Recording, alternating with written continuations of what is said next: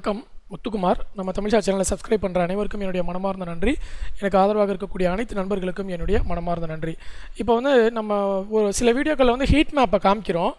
அந்த மாதிரி காமிக்கும் போது நான் அப்பயே சொல்கிறேன் அந்த ஹீட் மேப்பை எப்படி எடுக்கணும்னு சொல்லிட்டு. ஆனால் நிறைய பேர் இன்னும் ஒரு கிளாரிட்டி இல்லை. ஹீட் மேப் எங்கே இருந்து சார் எடுத்தீங்க, எப்படி சார் பார்க்குறது அப்படின்னு சொல்லி கேட்டிருந்தாங்க. அதனால் ஹீட் மேப்பை எப்படி பார்க்குறது அப்படின்றத மட்டும் இந்த வீடியோவில் நான் சொல்லிடுறேன். அதுக்கான காரணம் ஒரு 2-3 பாயிண்ட் சொல்லிடுறேன். ஓகே, ஃபஸ்ட்டு NDTV ப்ராஃபிட்டுக்கு நான் போகிறேங்க. NDTV.com இருக்கு இல்லையா, பாருங்கள். நான் ஃபஸ்ட்டாக ஃப்ரெஷ்ஷாக அந்த வெப்சைட்டுக்கு போகிறேன். ஓகே, போனதுக்கப்புறம் பிஸ்னஸ் இருக்கு இல்லையா, பிஸ்னஸ் கிளிக் பண்ணுறேன். பிஸ்னஸ் கிளிக் பண்ணோன்னா இந்த பேஜ் வந்துருதா. நார்மலாகவே உங்களுக்கு சில பேருக்கு இந்த பேஜ் வந்துடும். எங்கேயுமே வேணாம், அப்படியே ஸ்ட்ரைட்டாக கீழே போனீங்கன்னா ஹீட் மேப் இருக்கும், அவ்வளோதான். புரியுதுங்களா? இப்போ நான் வேறு எதுவுமே பண்ணல, பிஸ்னஸ் போனேன், ஹீட் மேப்பு கீழே இருக்குது. கீழே வந்ததுக்கப்புறம் நீங்கள் என்ன பண்ண போகிறீங்க, நம்ம ஏறுற ஸ்டாக்கு பிடிக்க போகிறோமா இறங்குற ஸ்டாக்கை பிடிக்க போகிறோமான்றது தான் மேட்ரு. அப்போ என்ன பண்ணணும், ஆல்ஃபாபெட்டிக்கல் பை கெயின் 2வது ஆப்ஷன் இருக்குது பார்த்தீங்களா, அதை கிளிக் பண்ணணும். அதை கிளிக் பண்ணிங்கன்னா கெயின் வைஸ் ப்ராஃபிட் யாரெல்லாம் கொடுக்குறாங்களோ அவங்களாம் க்ரீனில் வந்துடுவாங்க. நியூட்ரலாக இருக்கிறவங்கலாம் கிரேயில் வந்துடுவாங்க. லாஸாக இருக்கிறவங்களாம் ரெட்டில் வந்துடுவாங்க. ஸோ இப்போ இன்றைக்கி அம்புஜா சிமெண்ட் ஹேவல்ஸ் 2 இருக்கா, இவன் ரெண்டும் அதிகமான வாலட்டிலிட்டியில் இருக்கான்றது அர்த்தம். அப்போ இவங்க 2 ஸ்டாக்கையும் நீங்கள் பர்ஃபெக்டாக பிரேக் அவுட் எடுத்திங்கன்னா நமக்கு சான்ஸ். இது ஒரு ட்ரிக்ஸு தான். இது 100% ஒர்க் ஆகிடுங்க அப்படின்றதெல்லாம் கிடையாது. இப்போ பிரேம்னு ஒரு சப்ஸ்கிரைபர் எனக்கு கமெண்ட் போட்டிருக்காரு. சார் நான் ஒரு 2-3 நாளாக இந்த ஹீட் மேப்பை பேஸ் பண்ணி ட்ரேட் பண்ணுறேன், எனக்கு நல்லா ஒர்க் அவுட் ஆகுது சார் அப்படின்னு சொல்லி போட்டிருந்தாரு. நீங்கள் கமெண்ட் படிச்சிங்கன்னா தெரியும், பிரேம்னு ஒரு சப்ஸ்கிரைபர் போட்டிருந்தார். ஸோ என்னென்னா சில நாட்கள் இதெல்லாம் ஒர்க் அவுட் ஆகும். அந்த பிரேக் அவுட் ஸ்ட்ராட்டஜி நம்ம எடுக்கும்போது இந்த மாதிரிலாம் ஒர்க் அவுட் பண்ணலாம். ஆனால் மார்க்கெட் ரொம்ப வாலட்டிலிட்டியாக இருக்கும்போது எந்த ஸ்ட்ராட்டஜியும் ஒர்க் ஆகாது. அதையும் ஞாபகத்தில் வச்சுக்கோங்க. அப்போ என்ன பண்ணுறோன்னா, நம்ம மார்க்கெட் வாலட்டிலிட்டியில் தான் நான் இந்த ஹீட் மேப்பே கொடுத்தேன். ஏன் கொடுத்தேன்னா, மார்க்கெட் வாலட்டிலிட்டியாக இருக்கும்போது எல்லா ஸ்டாக்கும் வாலட்டிலிட்டியாக இருக்கும். இந்த டாப் 2 ஸ்டாக் இருக்குது பாருங்கள், டவுனில் டாப் ஃபஸ்ட்டு ஸ்டாக்கு, க்ரீனில் ஃபஸ்ட்டு ஸ்டாக்கு. இந்த 2 ஸ்டாக்கும் நல்ல பர்சன்டேஜ் ஏறனால தான் ஃபஸ்ட்டு இடத்த பிடிச்சிருக்கு. அப்போ இவங்க 2 பேர் மட்டும் ஓரளவுக்கு இண்டிகேட்டர்ஸை ஃபாலோ பண்ணுவாங்க, ஓரளவுக்கு ட்ரெண்டை ஃபாலோ பண்ணுவாங்கன்ற ஒரு நம்பிக்கையில் தான் ஹீட் மேப்பை பார்த்து அதில் டாப்பில் இருக்கிற கம்பெனியை நம்ம வாலட்டிலிட்டி மார்க்கெட்டில் சூஸ் பண்ணுறோம். நார்மல் மார்க்கெட்டில் சூஸ் பண்ணாலும் நல்ல ப்ராஃபிட் கிடைக்கும். ஓகே, அதனால் அதுக்கான ரிஸ்க்கும் இருக்குது, அதையும் மறந்துட. இது இப்படி பண்ணால் 100% அப்படின்னு நான் சொல்லலை, இது ஒரு மெத்தடு. ஓகே, இந்த மெத்தடு சில பேருக்கு நல்ல அக்யூரசி கொடுக்குது. அடுத்தது மார்க்கெட் கேபிட்டல். இன்றைக்கி மார்க்கெட் கேபிட்டலில் எந்த ஸ்டாக் நல்லா இருக்குது அப்படின்றதையும் நீங்கள் பார்த்துக்கலாம். எந்தெந்த ஸ்டாக் அதிகமாக மார்க்கெட்டுக்கு, அம்புஜா சிமெண்ட் இன்றைக்கி கேபிட்டல் அதிகமாக வந்திருக்கு. ஸோ ரெட்டில் அப்போலோ APL அப்போலோ டியூப்ஸு ரெட்டில் வந்திருக்கு. ஸோ அந்த மாதிரி ஹேவல்ஸு ஹைலி ரெட்டில் வந்திருக்கு. இதெல்லாம் நீங்கள் பார்க்கலாம். அடுத்து NDTV ப்ராஃபிட் இல்லாமல் அடுத்தது எது அப்படின்னு பார்த்தீங்கன்னா business standard.comனு சொல்லுவாங்க. இப்போ நான் அந்த ஒரு வெப்சைட்டும் போய் காமிக்கிறேன். நான் என்ன பண்ணியிருக்கேன், வெறும் business standard.com அப்படின்னு மட்டும் போட்டு என்ட்ரு மட்டும் பண்ணிட்டேன்.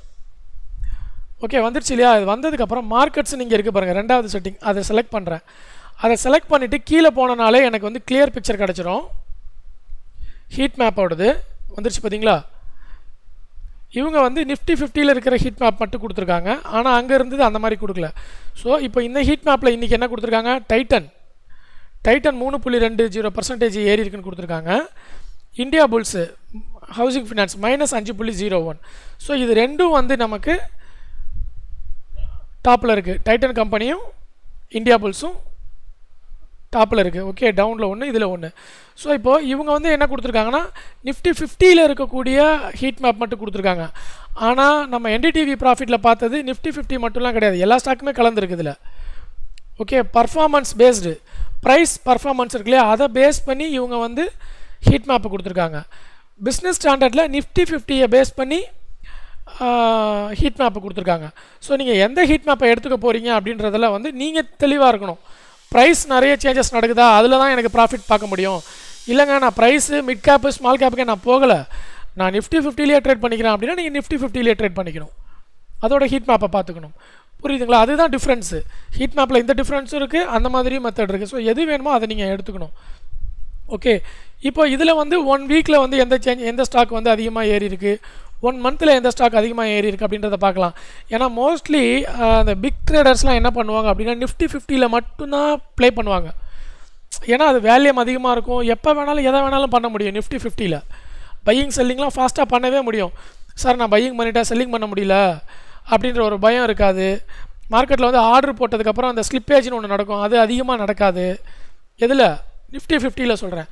அதனால் பெரிய பிளேயர்ஸ்க்கெலாம் நிறைய ஈக்விட்டி வாங்கணும் அப்படின்னா நிஃப்டி 50 செலக்ட் பண்ணுவாங்க. நம்ம 1,10,000 ட்ரேட் பண்ணுறோம் அப்படின்னா நம்ம ப்ரைஸ் பர்ஃபார்மன்ஸை எடுத்துக்கலாம். ஓகேங்களா? இங்கே பாருங்கள் விகார்ட்லாம் வந்திருக்கு பாருங்கள். அதில் விகார்டு, ஹச்இஜி, இந்த மாதிரி பிஇஎம்எல் இதெல்லாம் ஸ்டாக் வந்திருக்கும். என்டிடிவி ப்ராஃபிட்டில் ப்ரைஸ் பர்ஃபார்மன்ஸ் பேசிஸில் வந்திருக்கும். அதில் வந்து நீங்கள் வீக்லி பார்த்துக்கலாம், மந்த்லி பார்த்துக்கலாம். பார்த்துட்டு இந்த மந்த்லி ஃபுல்லாகவே நமக்கு வந்திருக்க அந்த ஸ்டாக்கை நீங்கள் செலக்ட் பண்ணிக்கலாம். ஓகே, ஸோ இதுதான் வந்து ஹீட் மேப்போட மெத்தடு. நான் இப்போ 2 காமிச்சிருக்கேன். இப்போ 3வது என்ன அப்படின்னு பார்த்தீங்கன்னா, செக்டார் வைஸ் நம்ம வந்து ஹீட் மேப் பார்க்கணும். ஓகே, இப்போ நம்ம வந்து இது படி பார்த்தோம், அதாவது பர்ஃபார்மன்ஸ் வைஸ் பார்த்துட்டோம். அதுக்கப்புறம் வந்து நிஃப்டி 50யும் பார்த்துட்டோம். இப்போ செக்டார் வைஸ் நான் பார்க்கணும். பவர் செக்டாரில் மட்டும் யார் வந்து அதிகமாக ஏறி இருக்கா, யார் அதிகமாக இறங்கியிருக்கா, ஐடி செக்டாரில் யார் அதிகமாக ஏறி இருக்கா, யார் அதிகமாக இறங்கியிருக்கா அப்படின்னு அந்த ஹீட் மேப் பார்க்கணும். அப்படின்னா என்ன பண்ணணும்னா, ஐசிஐசிஐ செக்யூரிட்டிஸ் வந்து அதை கொடுக்குறாங்க. இப்போ வந்து நான் ஐசிஐசிஐ செக்யூரிட்டி வெப்சைட் போகிறேன். ICICIdirect.com இருக்கு இல்லையா, ICICIdirect.comல போனீங்கன்னா மார்க்கெட்டில் ஓவர் வியூ ஃபஸ்ட்டு பேஜ்லேயே மார்க்கெட்ஸில் ஓவர் வியூவில் கீழே இறங்கி வந்தீங்கன்னா இந்த இடத்துல வந்து கிளியராக போட்டிருப்பாங்க. ஆனால் இதில் என்னென்னா நிஃப்டின்னு இருக்காது, சென்செக்ஸ் தான் போட்டிருக்கோம். ஓகே, இதில் வந்து ஆட்டோ செக்டார் அப்படின்னு கிளிக் பண்ணிங்கன்னா ஆட்டோ செக்டாரோட ஹீட் மேப் மட்டும் வரும்.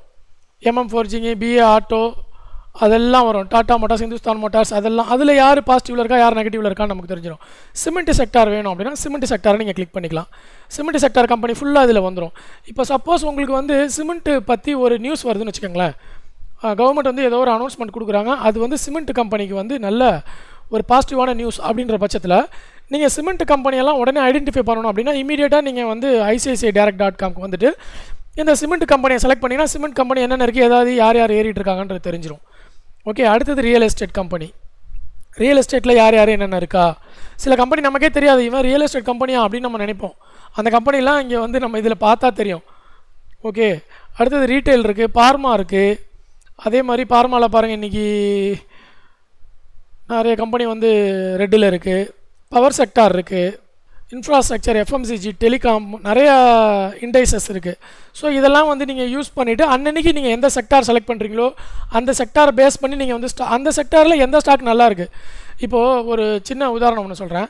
சிமெண்ட் கம்பெனி செக்டாருக்கெலாம் வந்து இல்லை ரியல் எஸ்டேட் வச்சுக்கோங்க, பேங்க்கில் ஏதோ ஒரு அனௌன்ஸ்மெண்ட் கொடுத்துட்டாங்க. ஸோ ரியல் எஸ்டேட் கம்பெனிலாம் வந்து நல்லா ஏறும் அப்படின்னு சொல்லிடுறாங்க. அந்த நேரத்தில் நீங்கள் போயிட்டு இங்கே பாருங்கள் DLF இருக்குது. இன்றைக்கி DLF வந்து -4.49%. அதே ரியல் எஸ்டேட் செக்டாரில் இன்றைக்கி இன்னொரு கம்பெனி வந்து 9% ஏறி இருக்குது, இன்னொரு கம்பெனி 3.6% ஏறி இருக்குது. இப்போ ஒரு குட் நியூஸ் வந்துருச்சுன்னா உடனே ரியல் எஸ்டேட்டில் இருக்கிற எல்லா ஸ்டாக்கும் ஏறிடும் அப்படின்றது அர்த்தம் கிடையாது. ஏதாவது ஒரு ஸ்டாக் ஏதாவது ப்ராப்ளத்தினால நெகட்டிவில் இருக்கும், அந்த ஸ்டாக்கை எப்படி நீங்கள் ஐடென்டிஃபை பண்ணுவீங்க? புரியுதுங்களா? அப்போ நீங்கள் இந்த ஹீட் மேப் பார்த்து உங்களுக்கு தெரிஞ்சுக்கலாம். ஓகே, இன்றைக்கி ரியல் எஸ்டேட்டில் நல்ல பாசிட்டிவ் நியூஸ் இருக்குது, அப்போ யார் அந்த நியூஸ்க்கு சப்போர்ட் பண்ணுறான்னு எடுத்து பார்த்தீங்கன்னா சில கம்பெனி மட்டும் க்ரீனில் இருக்கும், அந்த கம்பெனியை மட்டும் நம்ம ஃபோக்கஸ் பண்ணிவிட்டு போயிட்டே இருந்துடலாம். ஓகே, ஸோ இது ஒரு முக்கியமான செட்டிங்ஸ் ICICIdirect.